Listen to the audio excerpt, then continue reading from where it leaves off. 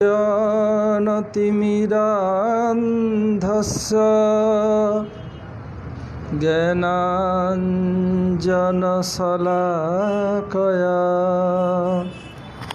चक्षुरुन्मीलितं येन तस्मै श्रीगुरवे नमः। श्रीगुरवे श्रीगौरचन्द्राय सपरिकरयुगलकिशोराय च ब्रजधामाय पुरुषोत्तम क्षेत्राय राधावनाय च नमो नमः।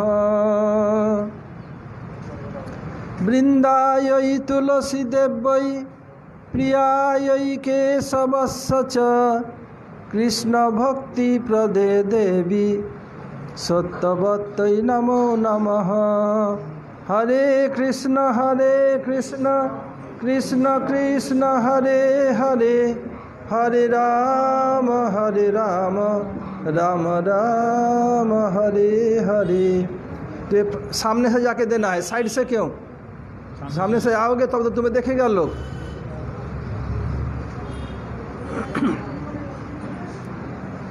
मैं सबसे पहले अस्मदीय परमाराध्य गुरुपाद पद्म ओम विष्णुपाद परमहंस स्वामी अष्टोत्तर शत श्री श्रीमद् भक्ति वेदांत श्रील वामन गोस्वामी महाराज ओम विष्णुपाद परमहंस स्वामी अष्टोत्तर शत श्री श्रीमद् भक्ति वेदांत श्रील नारायण गोस्वामी महाराज एवं समस्त गुरुवर्ग के श्री चरणों में अनंत कोटि साष्टांग दंडवत प्रणति ज्ञापन करता हूँ। तदनंतर नरसिंह महाराज और समस्त भक्तों को यथायोग्य प्रणाम एवं सादर अभिनंदन। मुरारी महाराज जी चित्त के बारे में बताया, क्या समझा चित्त के बारे में? आत्मा के ऊपर एक पतली परत है, ऊपर डेफिनेशन क्या है? तुम क्या समझा? डेफिनेशन क्या है? सैम क्या समझा?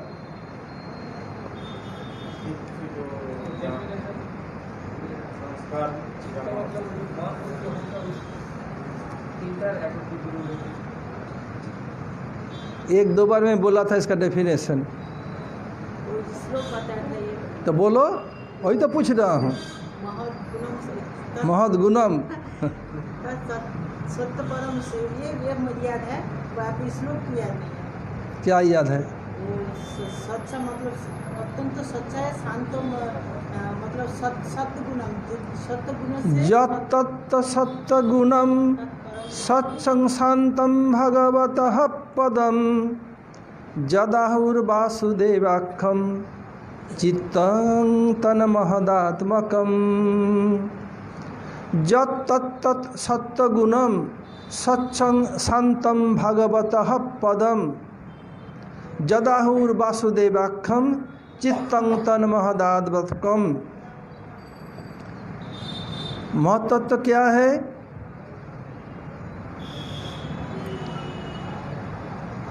महतत्व शरीरे चित्त, महतत्व और चित्त एक ही चीज़ है। महतत्वम एव देहे चित्त रूपेण तिष्ठति, चक्र ठाकुर बोल रहे हैं। महतत्व ही शरीर में चित्त रूप में अवस्थान करते हैं। वो चित्त कैसा है? स्वच्छ निर्मल, सत्वगुणम सत्वगुण संपन्न, शांतम धीर स्थिर शांत, समगुण युक्त चित्त में स्थिर, सम्मान चित्त का स्थिरता, शांतम अनुराग रहित अर्थात कृष्ण इतर विषय में अनुराग रहित, भगवत पदम भगवान के उपलब्धि का स्थान। ये चित्त को ही तत्वविद पंडितगण वासुदेव का करके व्याख्या किया है। चित्त शुद्धि के लिए उनका उपास्य देवता कौन है? चित्त शुद्धि उपास्य देवता चित्त के उपास्य देवता वासुदेव अहंकार के संकर्षण, बुद्धि के प्रद्युम्न, मन के अनिरुद्ध। यानी मन, बुद्धि, अहंकार के एक सब बहुत फाइन पर्दा दिखता ही नहीं, आत्मा के ऊपर पहला कवरिंग है, उसी को महत्तत्व या चित्त कहा जाता है। इसको जानने के लिए क्या है, मन का उपास्य देवता अनिरुद्ध, बुद्धि का उपास्य देवता प्रद्युम्न, अहंकार के उपास्य देवता संकर्षण और चित्त के वासुदेव। और अधिष्ठात्री देवता कौन है? चित्त के अधिष्ठात्री देवता ये तो हुआ पहले उपास्य देवता। उपास्य देवता अलग है, अधिष्ठात्री देवता अलग है।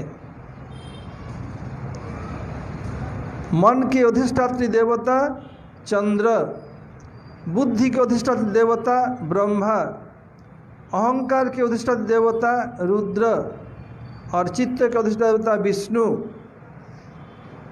ये सबको जानना पड़ेगा तभी महत्तत्व जान सकते हो। ये साधारण भाषा में, साधारण रूप में, सहज सरल में समझने के लिए मन, बुद्धि और अहंकार, इन तीनों का मिला हुआ एक बहुत फाइन पर्दा है, जिसको आत्मा के ऊपर पहला कवरिंग, इसको महत्तत्व या चित्त कहते हैं। फिर बताता हूँ, जत तत् सत्तगुणम सत्संग शांतम भगवतः पदम जदाहुर्वासुदेवाख्यम चित्तं तन्महदात्मकम्।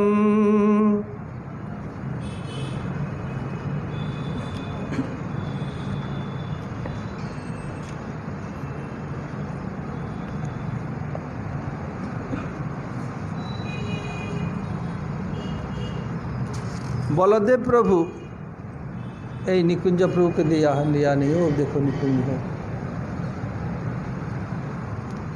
बलदेव प्रभु नीला रंग के वस्त्र पहनते हैं।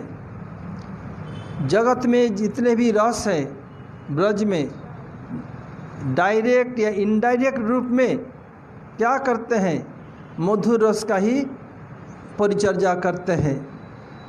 कृष्ण पीताम्बर पहनते हैं, श्रीमती राधा ठाकुरानी नीली कपड़ा पहनती हैं, बलदेव प्रभु नीली कपड़ा पहनते हैं। नील कपड़ा पहन करके बलदेव प्रभु राधा कृष्ण की सेवा करते हैं। कैसे? क्योंकि कल मैं बताया 7 साढ़े 7 सुबह वृंदावन में क्लास दूंगा, तो उसमें रूप गोस्वामी एवं बलदेव प्रभु दो तत्व के एक साथ कंबाइन करके बताऊंगा। तो ये कैसे बलदेव प्रभु राधा जी की सेवा की, इसके संबंध में रूप गोस्वामी क्या बोल रहे हैं।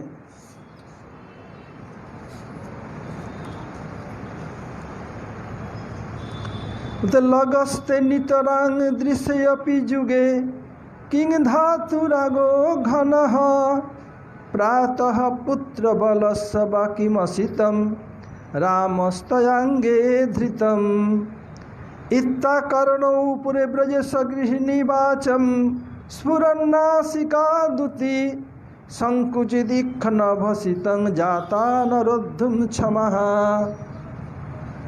सुबह का समय राधा कृष्ण मिलन में कपड़ा परिवर्तन हो गया है। अब कृष्ण को जगाने के लिए मैया जसोदा, रोहिणी, कुंदलता, राधा जी की नानी मुखरा, ये सब आए हैं। माँ कृष्ण को देख करके बोले अभी तक लाला सो रहा है, जगा क्यों नहीं। माँ के आंसू से और स्तनधारा से बेटा का अभिषेक हो रहा है। बता उठो लाला आंखें खोलो, पानी लाई मुख धोलो। बेटा उठो उठो लाला उठो, मैं पानी ले हाथ मुख धो लो। बेटा को मानो कोई होशाबाश नहीं, नींद में अचेतन है। यदि कोई सो रहा हो उनको जगाया जा सकता है, और यदि कोई जगे हुए सोते उनको जगाना आसान नहीं है। जैसे कोई बाई चांस पाप हो जाए उसका निष्कृति हो जाता है, जानबूझ के पाप करेगा, दिखाएगा मैं बहुत बड़ा साधु, उसका खल होना इतना आसान नहीं है। ऐसे कृष्ण क्या है, जगे हुए सो रहे हैं, इसलिए माया उठाती है, गिर जाते हैं। फिर माँ का इस कहाँ पड़ा, उसके कपड़े में, और चारों तरफ के ये लगा है गौरिक धातु। माँ बोल रही है, हे पुत्र, तुम्हारा नयन में ये धातुराग अभी तक लगा हुआ है। जब जंगल में वो लोग गोचारण में जाते सखा लोग लगाते थे, लेकिन क्या ये सब सखा लोग इतने उद्यमी हैं, और इधर आने के बाद भी सेवक लोग किया स्नान टान नहीं, मालिश स्नान नहीं कराया, ऐसे बोल रहे थे। मधुमंगल आ गए थे में, बोले मैया नहीं, सेवकों का कोई दोष नहीं है, मेरे सामने ही ये सब वो लोग मालिश भी किया, स्नान भी कराया, उस सेवक का कोई दोष नहीं है। फिर बता रहे हैं, बेटा तुम्हारा कमरा अलग है, बलदाऊ का अलग है। तुम क्या रात में दाऊ जी के कमरे में सोया था? दाऊ का कपड़ा तुम्हारे अंग में क्यों है? मैया का ये विश्वास नहीं हो सकता कि राधा जी का कपड़ा है। बोली दाऊ का कपड़ा तुम्हारे अंग में क्यों? ये जो बोल रही थी मैया, पास में दूती थी, वो और अपने को रोक नहीं सकी, हंस पड़ी। देखिए इधर नीला वस्त्र पहन करके बलदेव प्रभु राधा जी की सेवा करते हैं। अगर ये बलदेव प्रभु का नीला वस्त्र नहीं होता, मैया क्या सोचती?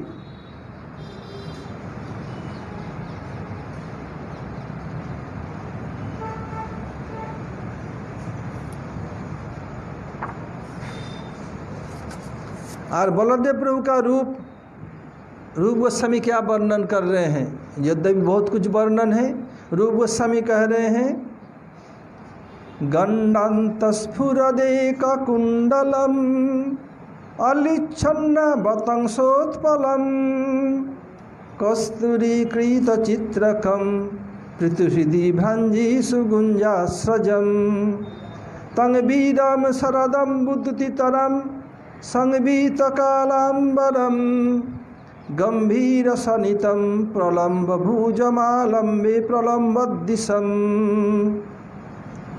रूप गोसाई वर्णन कर रहे हैं, जिनके कान में एक कुंडल है। ये इसलिए हैं, ये अब अल्हड़पन है और अवधूत है, इसी का निशानी है। कृष्ण का भी अल्हड़पन है, एक कनेर का फूल कभी इस कान में कभी उस कान में, और बलदेव एक ही कुंडल है। और क्या है? कानों में नील कमल है, कर्णोत्पल नील कमल हो या जैसे नॉर्मल कमल हो, कर्णोत्पल अलिकुल, अर्थात इतने सुंदर सुगंध भंवरे मरडा रहे हैं। और वो तिलक किससे लगा हुआ है? कस्तूरी के द्वारा, यानी मृगनाभि जो कस्तूरी बनता है, कस्तूरी बनते उसी से तिलक है। कभी वो लोग तिलक करते हैं कृष्ण बलदेव कस्तूरी से, और कभी केसर से। और क्या है? कस्तुचित्रम पृथुभांजिषु गुंजास्रजम, गुंजा माला, जो गुंजा बेरी होता है, बांग्ला कांच फल भले जाना तो सनातन, लाल टुकड़े काला फटा छोटे छोटे बीज ही है। हाँ की बोले? बांग्ला गुंजा बोले, जानो के कांच फल बोले, गुंजा बोले। और ओजन एकदम समान है। आगे सोनार दोकाने एखोनो पाওয়া যায়, ওটার কি নাম? हाँ वही कुछ बोले कांच बोले, देखले चीनी नाम ना जानी। हाँ हाँ हाँ हाँ, ওরা একদম অ্যাকুরেট ওজন, সব সমান। এই জন্য ওকে সোনার দোকানে ব্যবহার করে, এখনও সোনার দোকানে দেখা যায়।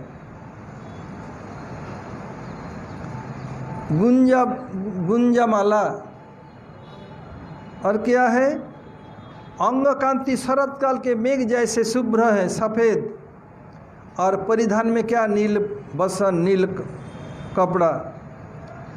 और भुज अजानुलंबित माने घुटन तक लटका हुआ है, और गर्जन क्या है, गुरु गंभीर। ऐसे प्रलंबनाश वीर बलदेव का आश्रय ग्रहण हम करते हैं।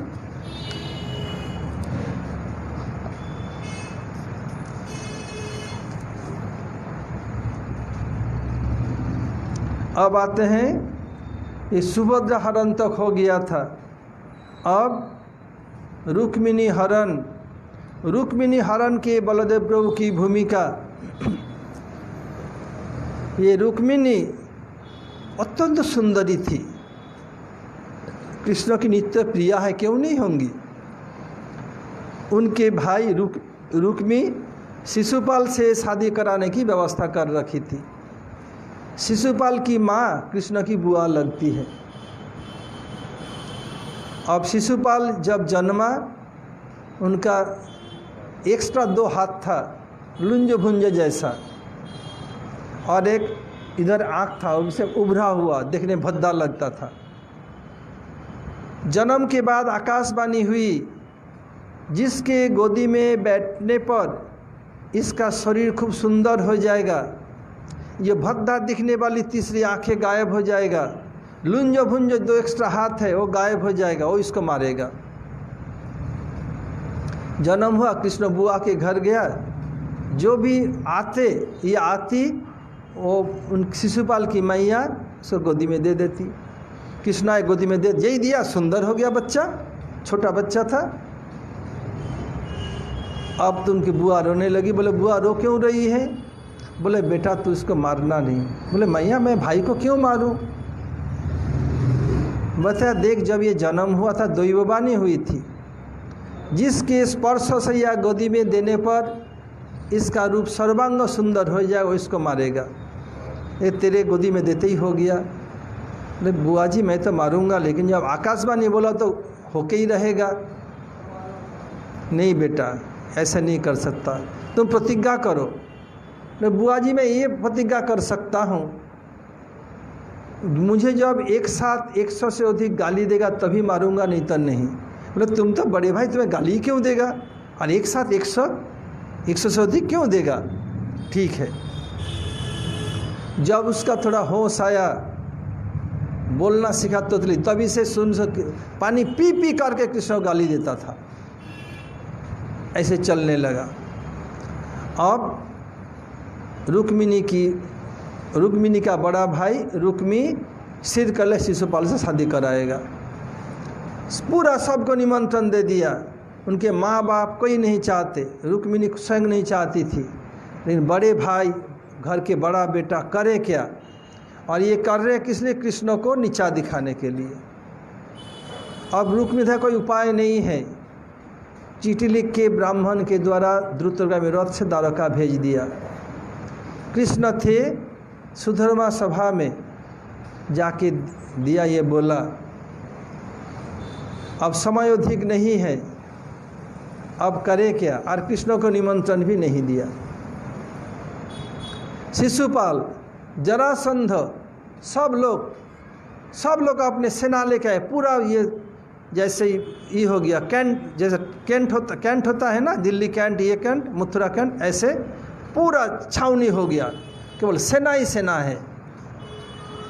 बोले कृष्ण लोग को सबका डर है, कृष्ण आ सकता है, यदि आएगा क्यों उसे निमंत्रण दो न दो, स्वयंवर सभा में कोई आ सकता है। कृष्ण आ जाए तो रोकने के लिए चारों ओर पूरा छावनी बना दिया। कृष्ण को जब पता चला आ रहे हैं, कृष्ण निकले तो बलदेव प्रभु पीछे और सेना लेके आ रहे हैं। आ करके बस जब कृष्ण पहुंच गए, सुना, रुक्मिणी पिताजी उनका अवगत किया, ठहरने की व्यवस्था की। रुक्मिणी बता दिया था किसमें हरण करना है। हमारे वंश के रिवाज के अनुसार गौरी पूजन करना जाना पड़ता, उसी समय सुवर्ण सुजोग है। रुक्मिणी बोले अभी तक नहीं है, अभी तक नहीं है, अभी तक नहीं आए, प्रतीक्षा कर रहे हैं। जब देवी मंदिर में जा रही है, उसमें कोई विवाहित पत्नियां नहीं जाएगी, महिला, केवल लड़कियां जाएंगी, कुमारी। उनका बाएं अंग फड़फड़ाने लगे, ये तो मंगल सूचक है। अब कृष्ण आ गए, अब हुआ क्या, इतनी सेनाएं हैं। रुक्मिणी गौरी पूजा करके जब बाहर निकली, थोड़ा सा घुंघरू उठाया, देखते ही जितने वीर थे इतनी उनका रूप मोहित होकर उनके हाथ से अस्त्र गिर पड़ा। इतने सुंदर रूप कभी देखा ही नहीं। मूर्छित से हो गए लोग। कृष्ण आए, आके सबके बीच में से सबको बीच में चीरता हुआ रुक्मिणी का अपहरण करके चला गया। अब जब चला गया, लोग धन्य धन्य कर रहे। यही कृष्ण को देखा लोग, उधर के नए लोग रुक्मिणी को बहुत बात देखा। सेनाएं कह रहे अच्छा ही हुआ। बोले कोई बोला नहीं, बोला एक बार सोचा तो था कुछ कहूँ, लेकिन देखा इतनी सुंदर, एक बार शादी तो हो ही जाए इसके साथ। बोले इसलिए मैं जान के भी कुछ बोला ही नहीं, कुछ उठाया ही नहीं। और सेना के बोले क्या हुआ, बोले मैं तकता ही रह गया, करूँ क्या। बोले मुख में अस्त्र उठाने क्षमता ही नहीं रहा, कुछ ये नहीं हुआ। सबके साथ बोल रहे हैं। बोले मैं भी चाहता ऐसा अपहरण हो जाए तो अच्छा ही होगा। वैसे ऐसे सब बात कर रहे हैं। और ये शिशुपाल और जरासंध सबके लिए ये क्या है, नाक कट गया उन लोगों का। इतनी सेना है पूरा विश्व का, सबके बीच में से कृष्ण उठा के ले गया। अब रुक्मी प्रतिज्ञा कर लिया, मैं कृष्ण को मार के ही लौटूंगा, नहीं तो मैं राजधानी में लौटूंगा नहीं, कुंडिन नगर में लौटूंगा नहीं। चले सेना लेके सब लोग। और कृष्ण क्या किया, अब बागडोर रुक्मिणी हाथ में दे दिया। एक लाइट डट गए। इतने बलदेव प्रभु आ पहुँचे। सबको तो कृष्ण तहस नहस कर रहे हैं। अब क्या है, रुक्मिणी को पकड़ करके बंदी बना लिया। अब रुक्मिणी तो कपने लगी, भाई को मार दे तो। बलदेव प्रभु आगे उनको बांध करके रथ में पशु जैसा रख लिया। बलदेव प्रभु आगे, कृष्ण ये क्या कर रहे हो, इस शुभ अवसर के समय है, ये तुम्हारे साले लगते हैं ना, ऐसे ही कर, खुला खुला ऐसा नहीं करना चाहिए।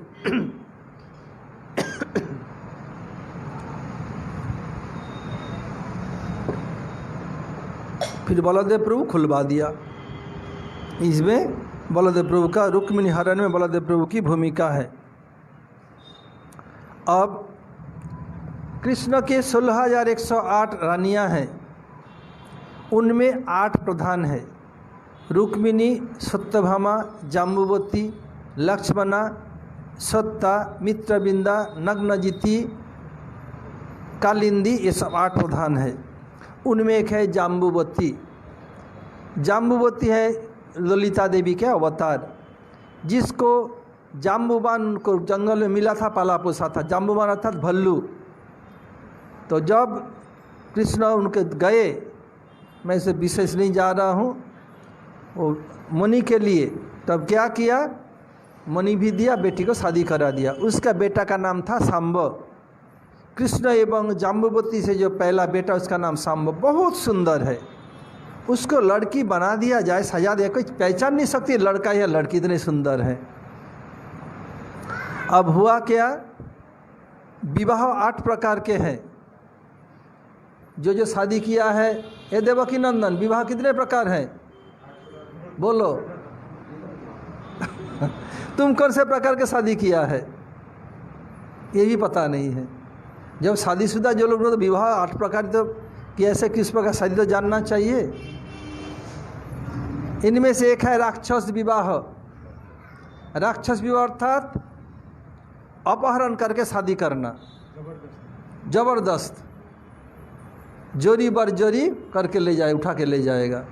जैसे कृष्ण रुक्मिणी को उठा ले आए, अर्जुन सुभद्रा को उठा ले गए, ऐसे नियम है शास्त्र में। ये शास्त्र विरुद्ध नहीं है। ऐसे क्या किया, जैसे बाप दादा करते हैं, बेटा नाती भी ऐसे ही करेगा। महाजन जन गत सपंथा, जैसे ऐसे ही करेंगे। तो कृष्ण का बेटा कौन हुआ, सांब। वो क्या किया, दुर्योधन की बेटी लक्ष्मणा बहुत सुंदरी थी, उसको अपहरण कर लिया। और उसको सब मिल के पकड़ लिया, उधर भीष्म सब लोग से पकड़ लिया, करके बंदी बना दिया। कहाँ गए? नारद ऋषि आके बता दिया ऐसे ऐसे वो बंदी बने हुए हैं। अब गए बल सब युद्ध के लिए, बलदेव नहीं, युद्ध नहीं करना है।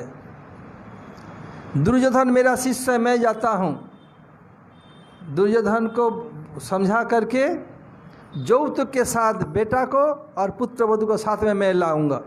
मेरा शिष्य गुरु और आदेश विचारणीय, गुरु जी का आदेश बिना विचार में पालन करना पड़ता है। दुर्योधन समझा करके गए, जा करके उद्धव को साथ में लिया, लेके गंगा के डेरा जमा लिया, जाके भेजा।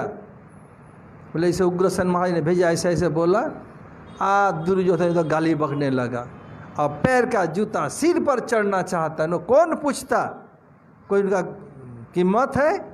हमारे वंश के साथ हमारा शादी हो गया, कुंती देवी के शादी कर, उन लोग सिर पर चढ़ना चाहता है। उल्टा सीधा बोलने लगे। फिर बलदेव प्रभु भी उनको समझाया, नहीं सुने, जब उल्टा बोलने लगे, बोला आ गया ताव बलदेव प्रभु को, ठीक है मजा चाहता हूँ। क्या क्या ले लिया, हल ले करके अब हस्तिनापुर भूमि जमीन में लगा के ऐसे खींच रहे हैं। बोला पूरा हस्तिनापुर गंगा में डुबो दूंगा, बहा दूंगा। ऐसे करने लगा, भूचाल शुरू हो गया। अब सब लोग, जब भूचाल हो, भूकंप, कोई सीधा खड़ा हो नहीं सकते, चल नहीं सकते, गिर जाएंगे। अब सब लोग लगने के, अरे क्या हो रहा है? भीष्म बता, अरे अभी भी समय है, जाओ बलदेव को मनाओ, नहीं तो मरोगे सब लोग। भीष्म पितामह कहने पर आके उनका मनाया, और जाके लक्ष्मणा को, सांब को बहुत यौतुक के साथ आके बलदेव प्रभु को चरण में नछावर किया, और बलदेव प्रभु वापिस ले आए। आज तक हस्तिनापुर गंगा की ओर झुका हुआ है इसी कारण।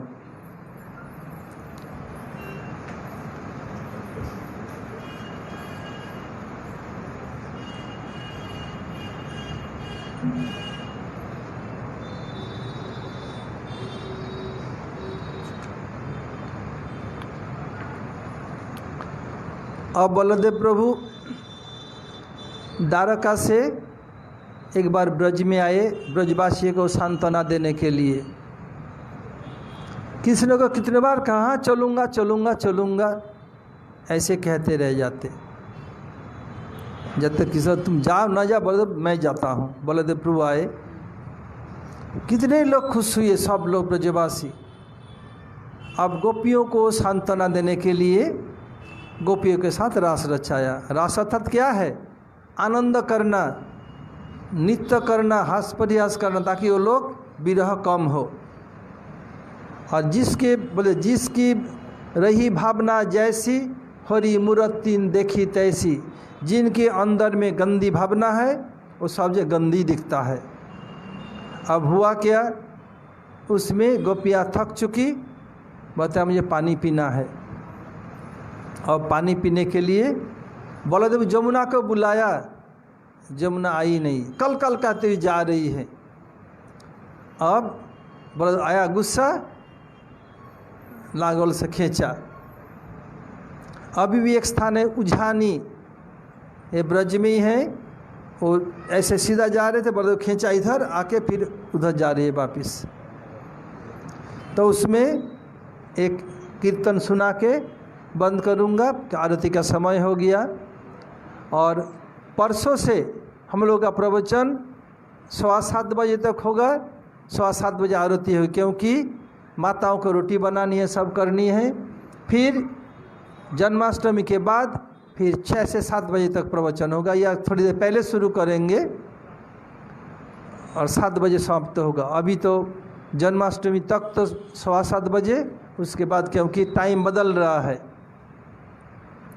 जय जय रोहिणी कुमार बलराम, 10 देह धोरी कर श्री कृष्णेर काम।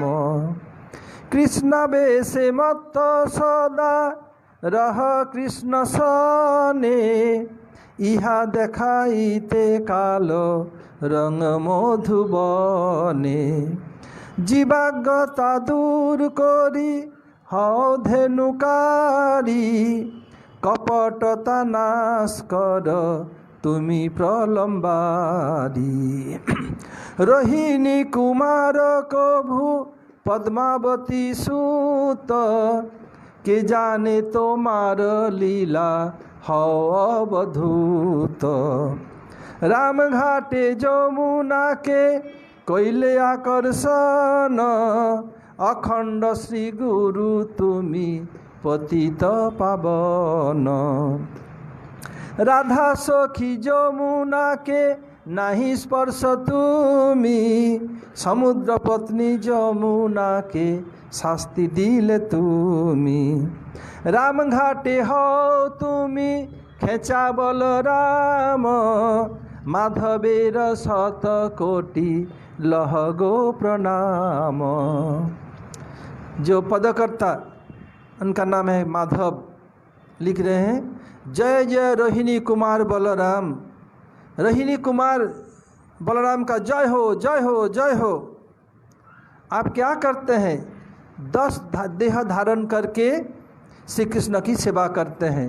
जैसे आसन, कृष्ण जो बैठते हैं आसन हो बलदेव प्रभु, जो कपड़ा पहनते हैं, जो उपवीत हैं, जो अलंकार हैं, जो जान से जाते हैं रथ हैं, ये सब बलदेव प्रभु। आसन जान चामर सब बलदेव प्रभु।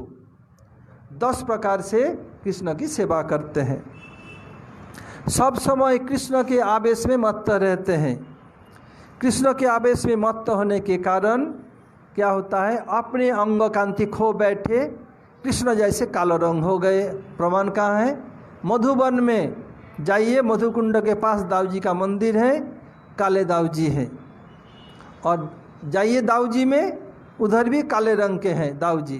ऐसे दाऊ जी गोरे, किंतु कृष्ण आवेश में मत्त होने के कारण ये काले रंग हो गए। हमारे अंदर अज्ञता है।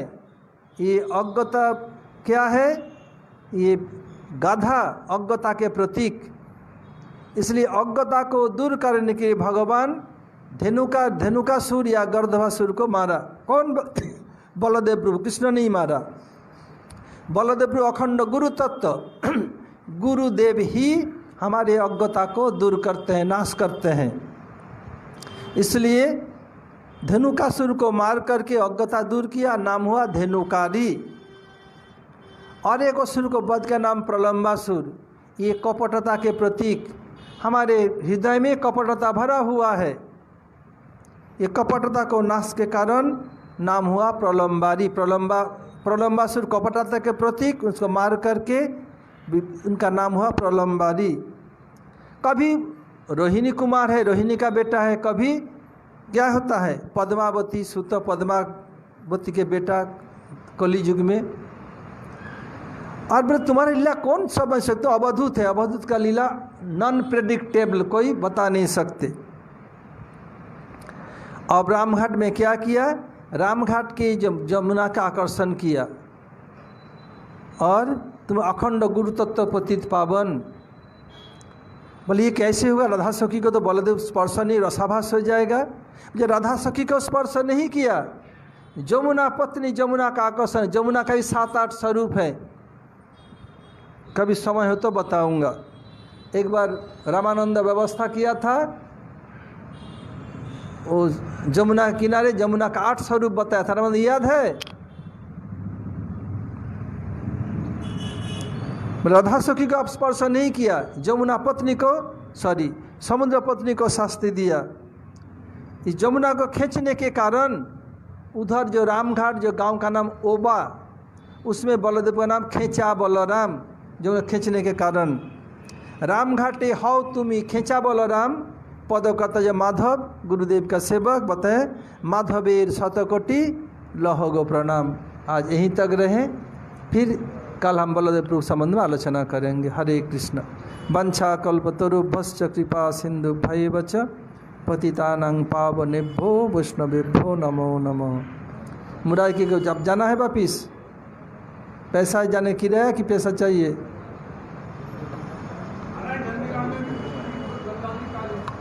अच्छा, और एक बात है, नंद गांव में भी जो नंद भवन है उसमें भी कृष्ण बलदेव दोनों काले रंग के हैं।